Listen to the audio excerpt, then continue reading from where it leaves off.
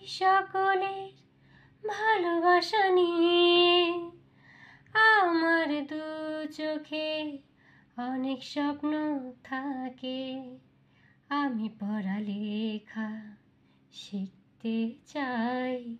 আমি বাবা মায়ের সর্ব আদরের মেয়ে। যদি চার দেয়ালের মাঝে কাটে সারা জীবন, তাহলে থাকবো শুধু বোঝা হয়ে। শিক্ষা আমায় মুক্তি দেবে, মুক্তি দেবে।